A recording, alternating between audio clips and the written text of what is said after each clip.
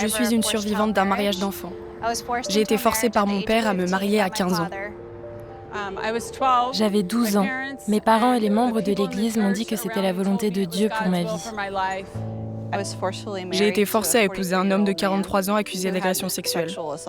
Et j'ai abandonné ma liberté pour la sienne. J'ai eu mon premier enfant à 15 ans et à 22, j'en avais 3. Le traumatisme de ce mariage enfant m'a poursuivi toute ma vie. On m'a emmenée de Californie à Las Vegas pour me marier. Et je me suis évadée. Elles s'appellent Elisabeth, Sarah, Mandy, Geneviève ou Cathy. Pendant longtemps, elles se sont tues, puis ont décidé de raconter leurs histoires, pour que plus aucune fille ne subisse ce qu'elles ont vécu.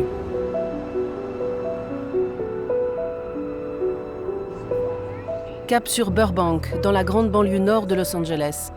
La ville a décidé d'afficher son soutien à celles qui se battent pour protéger les enfants des mariages précoces. Selon l'ONU, chaque année, 12 millions de filles dans le monde sont mariées avant leur majorité. Mais qui aurait pu penser que l'Amérique rentrait dans ces statistiques ? Aux États-Unis, près de 300 000 mariages de mineurs ont été célébrés entre 2000 et 2018. 86% sont des filles. La plus jeune avait 10 ans. Les maris sont le plus souvent des adultes. Aujourd'hui, le mariage des enfants reste légal dans 40 États sur 50. Et les arguments des opposants politiques laissent parfois songeurs, comme en témoigne cet échange récent dans l'Assemblée du Missouri. Vous avez voté non pour interdire que des enfants soient mariés à des adultes à l'âge de 12 ans, si les parents y consentent. Vous avez dit que ce devait être la loi parce que c'est le droit des parents et des enfants de décider ce qui est le mieux pour eux. Être violés par un adulte.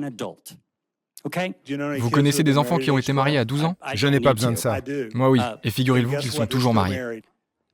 On peut donc, dans l'Amérique d'aujourd'hui, soutenir ouvertement le mariage des enfants. Si le Missouri a finalement voté une limite à 16 ans, 5 États ne fixent toujours aucune limite d'âge, dont la Californie. Inacceptable pour la présidente de la coalition californienne pour mettre fin au mariage d'enfants. Pour un État qui prétend être un leader d'opinion et des plus avancés du pays, son budget est plus important que celui de certains pays du monde.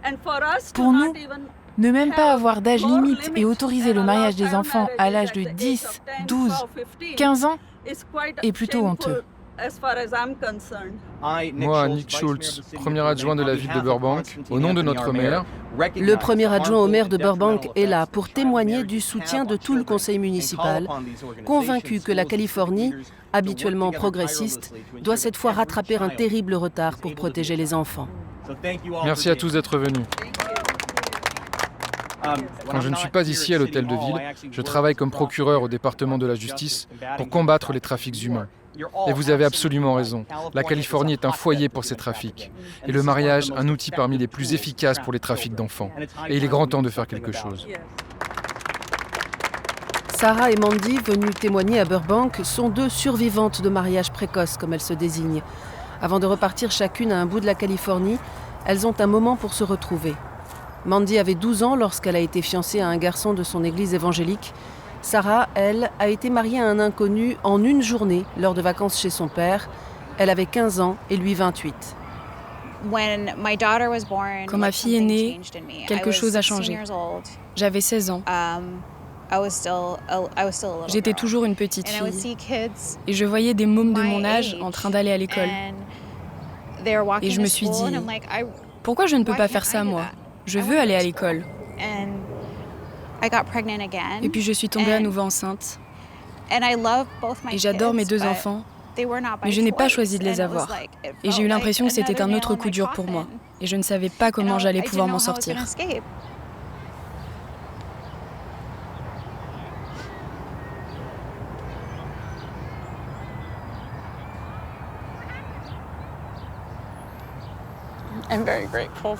Je suis très reconnaissante d'être où j'en suis.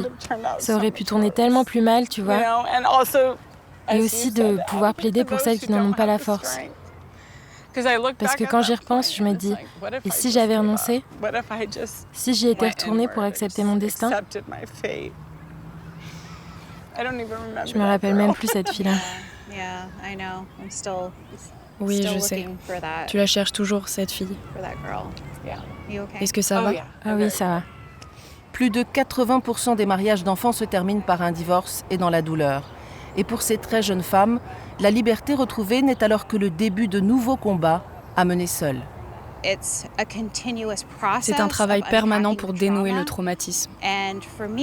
Et pour moi, j'étais mère célibataire à 23 ans, de 2 enfants très jeunes. Et j'ai dû naviguer dans un monde dont je ne connaissais rien. Et j'ai terminé à la rue.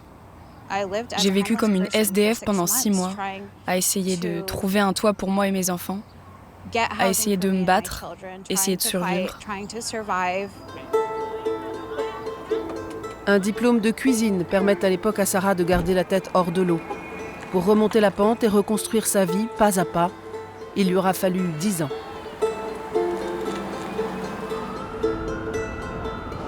Les religions ne sont pas les seules motivations des parents pour marier leurs enfants. Parfois ce sont les traditions d'origine étrangère, parfois juste la misère sociale. Elizabeth Seton, quant à elle, a passé son enfance coincée dans une communauté sectaire.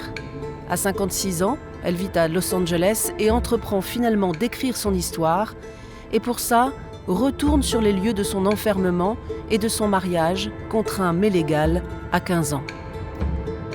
C'est vraiment traumatisant et émouvant de retourner dans cet endroit où tant de choses se sont passées.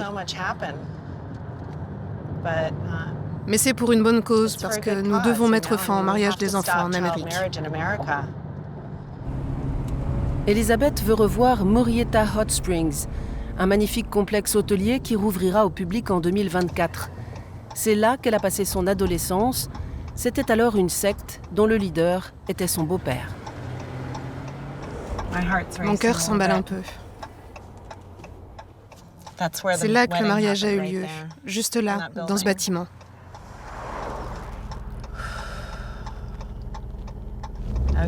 Ok, allons-y. Oh mon Dieu.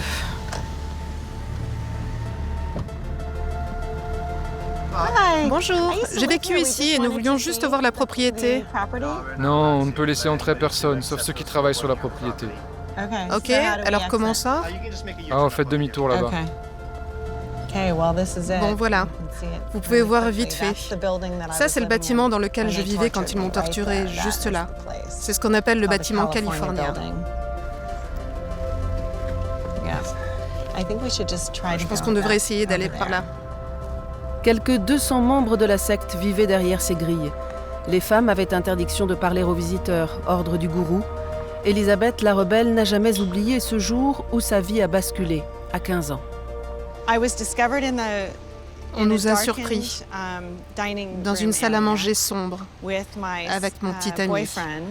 C'était secret, on n'avait pas le droit d'avoir de relations. Puis ils m'ont emmené à leur réunion, ils m'ont traité de sorcière, de prostituée, et ils m'ont torturée devant 150 personnes et personne ne les a arrêtés. Et puis ils ont dit en gros que la seule façon de faire à nouveau partie de la communauté était de me marier. Le mari qu'on lui choisit à 28 ans, elle réussira à le convaincre de s'échapper de la secte au bout de 4 ans.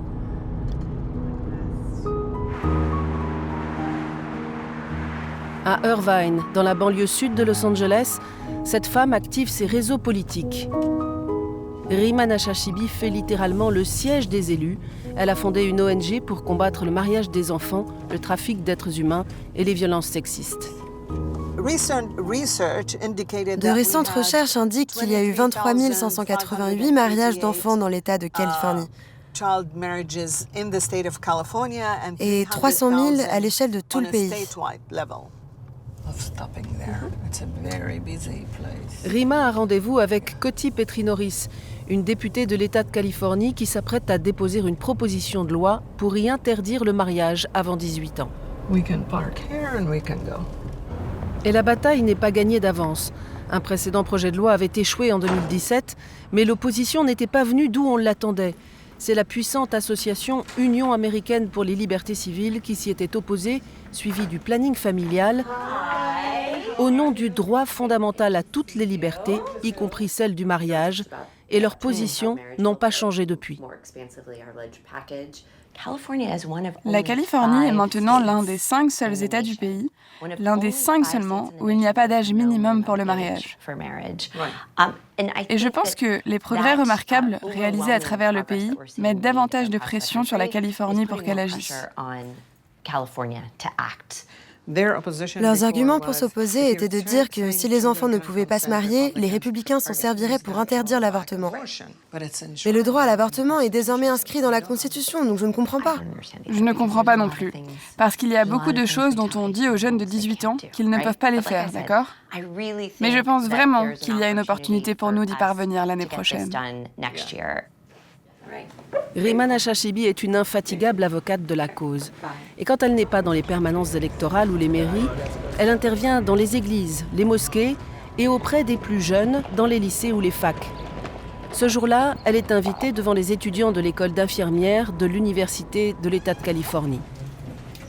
Je voulais d'abord vous demander, quand pouvez-vous voter ? Quand pouvez-vous signer un contrat ? 18 ans. Quand peut-on entrer dans une cabine de bronzage ? 18 ans aussi. Quand pouvez-vous boire de l'alcool ? Ah, ça tout le monde le sait, hein. Mais tu peux te marier à 11 ans. Alors, n'est-ce pas choquant ? Ce que je dis, c'est que on veut empêcher ces mariages parce que oui, certains s'aiment et veulent se marier. Mais la plupart sont contraints et donc on ne peut pas parler de liberté. Tu veux dire quelque chose ? Quand vous pensez à la façon dont les hommes et les femmes sont élevés, on enseigne aux petits garçons à être l'homme de la maison, à gérer la maison, les émotions sont signe de faiblesse, et puis les femmes apprennent à être les gardiennes de la paix de la famille, complices et passives. Alors quand vous avez une société construite là-dessus, c'est vraiment là que tout commence.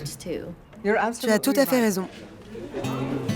Les élèves repartent avec des formulaires à envoyer à leurs élus pour réclamer la fin des mariages de mineurs en Californie. Les militantes du Golden State rassemblent leurs forces en espérant que leur État sera le prochain à sortir du groupe des mauvais élèves qui ne protègent pas les enfants.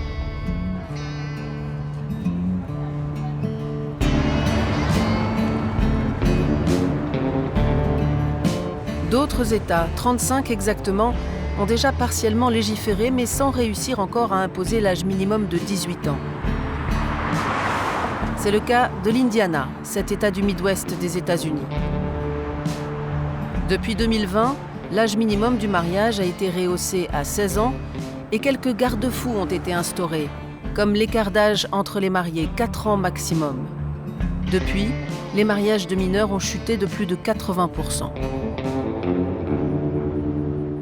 Geneviève Meyer a joué un rôle central pour faire bouger les lignes. Voilà une autre survivante. Elle dirige la coalition pour mettre fin aux agressions sexuelles et à la traite d'êtres humains et travaille avec tous les services sociaux et judiciaires d'Indiana. Aujourd'hui, elle fait venir Sasha Taylor, rescapée elle aussi et ancienne analyste du FBI. Ensemble, elles ont imaginé une nouvelle formation, unique dans le pays. Il s'agit de repérer les enfants à risque dans les communautés d'origine étrangère où les mariages de mineurs passent souvent inaperçus. Bonjour à tous, je m'appelle Sasha Taylor. J'ai été forcée à des fiançailles, puis à un mariage forcé pour fournir un visa à un homme, puis à un mariage religieux forcé. Devant elle, des assistantes sociales, des agents des services à l'enfance ou du programme d'aide aux victimes de traite en Indiana. Et c'est à travers sa propre histoire, au sein d'une famille d'origine pakistanaise, que Sasha illustre comment le piège se referme sur les filles. Je rentre pour un dîner à la maison, tout le monde dîne. Puis il place une chaise au milieu de la pièce et me demande de m'asseoir sur la chaise. Et cette dame, que je n'avais jamais vue auparavant, s'approche et dit « Est-ce que ça te va ?» Et je me dis « Qu'est-ce qui me va ?» Et je me souviens encore, ma grand-mère était là debout, ma mère était ici. Et je les regarde et je leur dis « Attends, quoi ? Qu'est-ce qui se passe ?» Et elles me font « Tais-toi !» Puis la femme me met le collier autour du cou. Et tout le monde se congratule. Et c'est tout. C'est comme ça que ça se passe. Tu n'as pas la parole, pas le choix. Et je me suis tue pendant de nombreuses années. J'ai 15 ans. Donc je veux juste vous donner une idée, à travers mon exemple, de ce que vivent les filles et des raisons pour lesquelles elles ne s'expriment pas. Près de 2 heures de formation en tout pour décrire les différentes cérémonies traditionnelles, la notion de crime d'honneur au sein des familles, les failles des lois immigration qui octroient des visas d'épouse à de très jeunes filles, des informations précieuses pour ceux qui côtoient les jeunes au quotidien. Alors, je vous encourage tous ici, pour donner suite à cette formation, à jeter un coup d'œil à vos outils de dépistage, vos formulaires d'admission. Contiennent-ils la question « À quel âge tu t'es marié pour la première fois ?» Aussi simple que ça. Dans les mois qui viennent, c'est Cathy qui animera cette formation pour d'autres groupes dans l'État d'Indiana.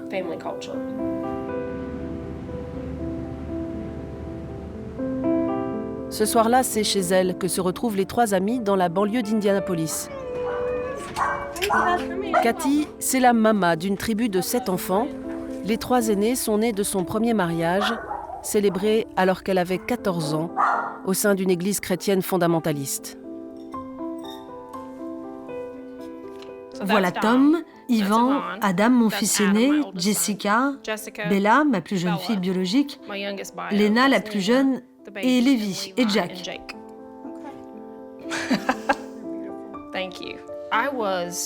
J'avais 36 ans quand je suis devenue grand-mère. Tous ses enfants ont quitté le nid, et quand elle a à nouveau divorcé l'an dernier, Cathy a réalisé que c'était la première fois qu'elle vivait seule, de toute sa vie. Car dans sa communauté religieuse, même à 14 ans, devenir mère et femme au foyer était la seule option. Cathy a grandi dans la peur du monde extérieur, forcément diabolique, et sous la coupe de son mari majeur. Elle n'en veut pas à ses parents, eux-mêmes mariés à 16 et 17 ans, mais il lui aura fallu toute une vie de thérapie pour casser la spirale du traumatisme qui se transmet de génération en génération.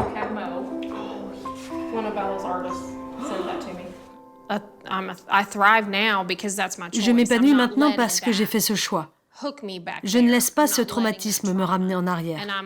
Et je suis déterminée à le faire pour moi-même, pour mes enfants et mes petits-enfants, et en particulier pour mes filles et mes petites-filles. C'est dur, c'est difficile de faire face à ses propres ténèbres. Et je ne vais pas le faire en niant qu'il y a eu des moments où j'ai été une mère pourrie à cause de... Peu importe de quoi, parce que je l'étais, à cause du traumatisme. Parce qu'aucune fille n'a besoin d'être maman à 15 ans. Dans sa nouvelle vie de célibataire de 60 ans, Cathy témoigne dans des podcasts de cette résilience qu'elle a enfin trouvée.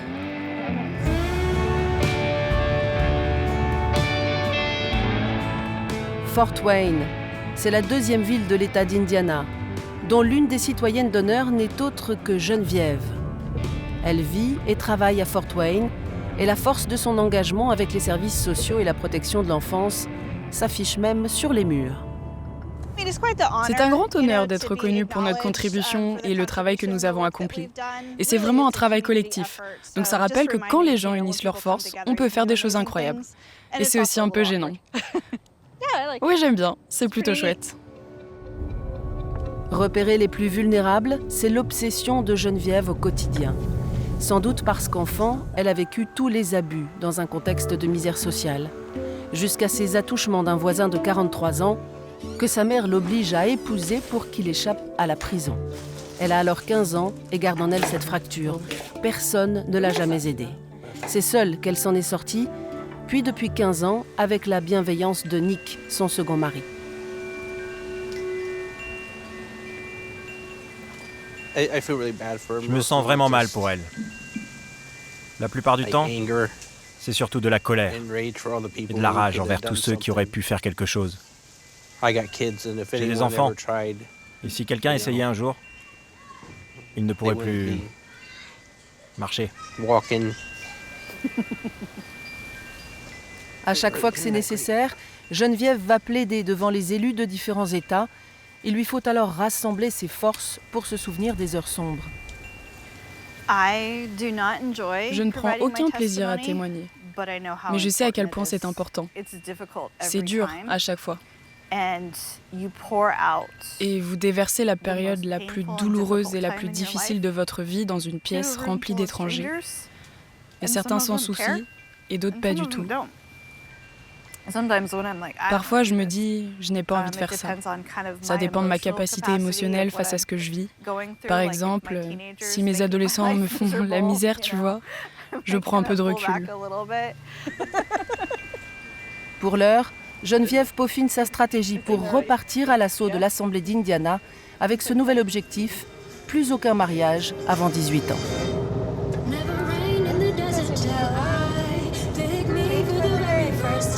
Retour sur les terres arides de Californie du Sud, avec Elisabeth sur la route de ses souvenirs.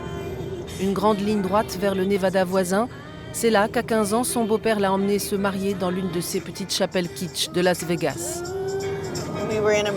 On était dans un camping-car, on était sur cette route, et ils jouaient aux cartes. Et ils faisaient comme si c'était un voyage amusant. Moi, je regardais par la fenêtre, et j'avais l'impression qu'on m'emmenait à ma mort. Elisabeth a eu un peu de mal à retrouver la trace de la Candlelight Wedding Chapel. La chapelle des mariages aux chandelles a été déplacée et remontée dans un musée en banlieue de Las Vegas. Je n'arrive pas à croire que 40 ans se sont écoulés depuis mon mariage et que c'est maintenant un musée.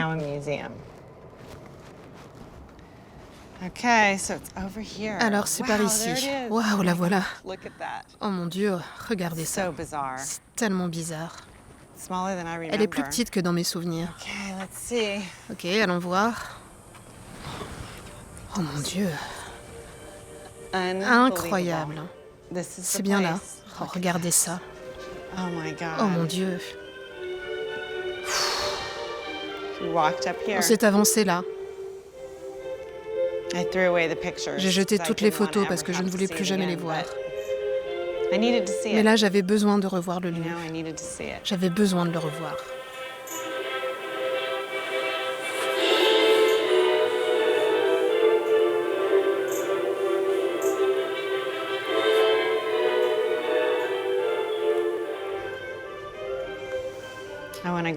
Je crois que je veux sortir.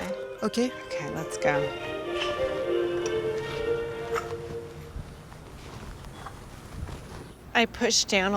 J'ai refoulé beaucoup de mes émotions au fil des ans pour survivre.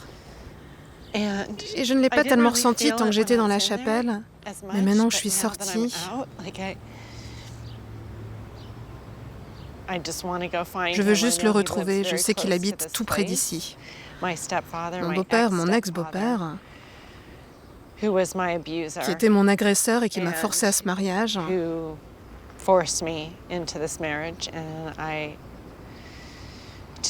Et là, j'ai juste envie de l'attaquer tellement je suis en colère en ce moment. Je veux qu'il sache à quel point il m'a fait du mal.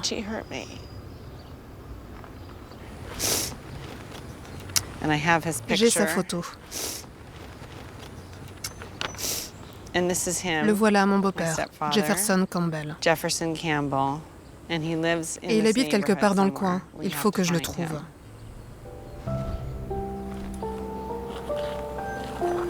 Seul indice dans sa quête, l'adresse qui figure sur le site internet de son beau-père. Une fausse adresse. Pendant 2 heures, Elisabeth tournera sans trouver son tortionnaire. En tout cas, pas cette fois. Les 2 derniers États à avoir légiféré pour interdire le mariage avant 18 ans sont le Connecticut et le Michigan.